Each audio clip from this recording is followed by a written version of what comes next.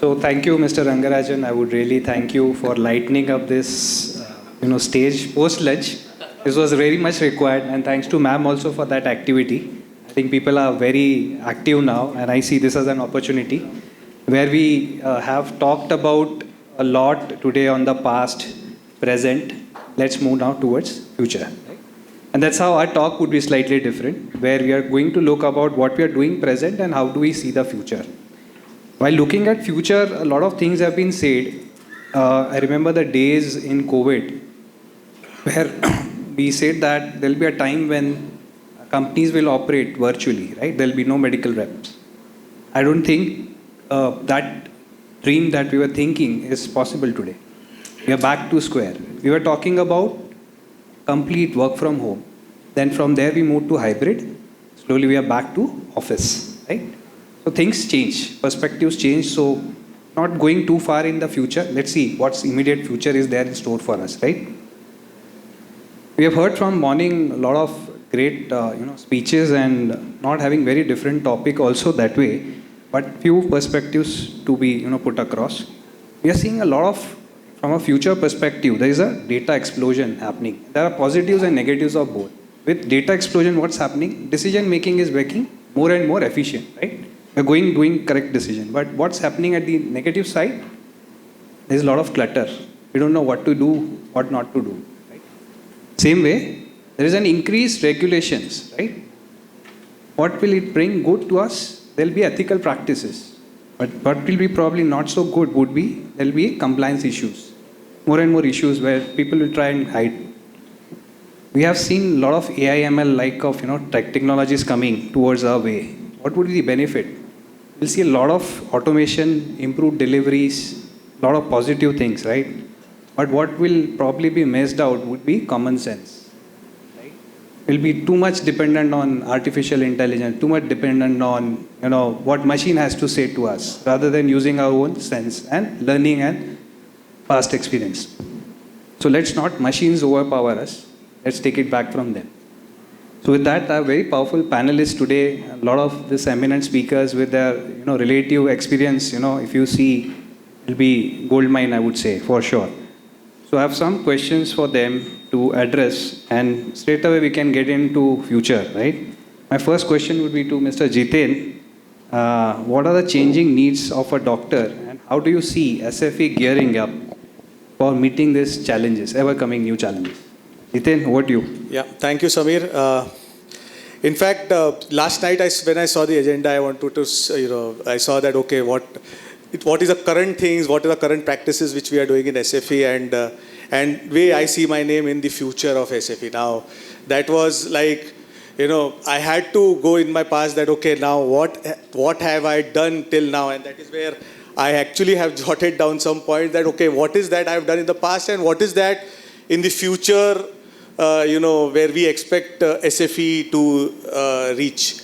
And so answering to the question, Samir, maybe from the changing needs of the doctors, which in the modern pharma, healthcare. In fact, I'll share a very good experience of mine, in fact, in my past organization, where I got a chance to, to be a part of a project where it was a practice management for doctors. Now, there, in fact, when company decided, okay, we would want to go in for some tool for doctors, some application for doctors, where the practice management would be, it will be related to that. So, for the first thing is we have to, in fact, go on the ground and in fact talk to some of the doctors that understand that what exactly they need. In fact, we do not know what we will put on the practice and what we put, whether it will be accepted by the doctors or not. So there were a lot of information, and maybe there were certain points which certain thoughts of doctors which came out. Like, for example, some doctors said that, okay, we need access to informations like all the medical information. It should be easily accessible to us. That is, that is what we need to have some application to us where I will have the easy access. Then some doctors will say, say that we need some really good digital tools where, maybe, which would help us, attend webinars digitally, or maybe, some digital resources are available there. So there, some doctors came up with that. There were some doctors which came out, okay, whatever you give us personalized. Okay, we want personalized inputs, personalized things so that I can use that whenever I'm addressing to, certain sessions or CMEs or conferences and all. And of course, last but not the least, there were many other doctors, okay, you give us whatever it is, but give us a platform to collaborate.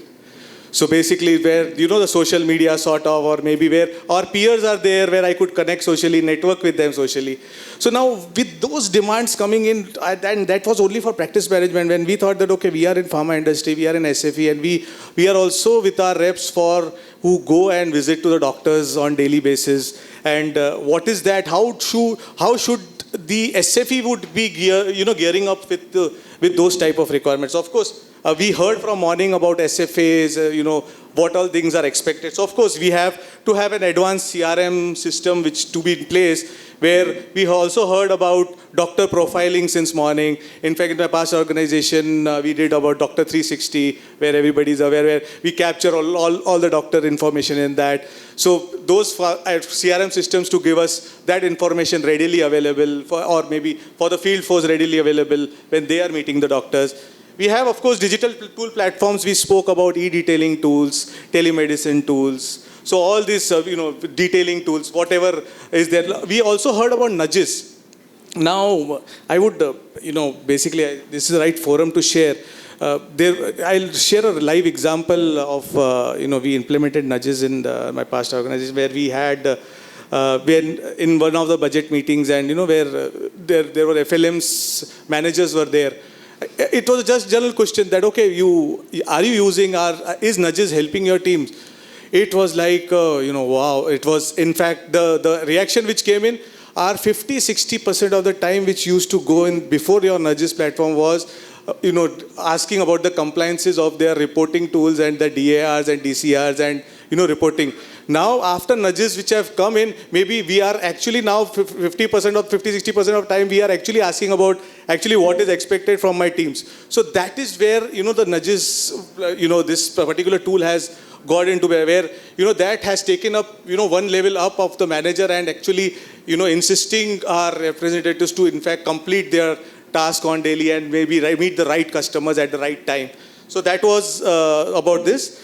Of course, data analytics, we also spoke about. There are a lot of platforms which are there, and many of the companies are also using Power BI, Tableaus for getting the data analyzed and, with all the data integrations with all different systems and getting those particular tools in place.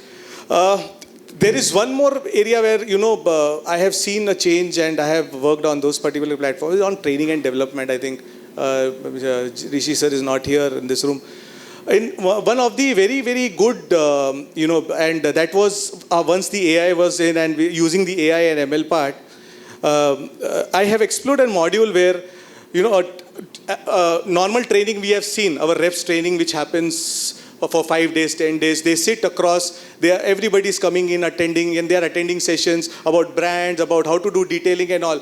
And after the training is over, they just disappear and go in the field.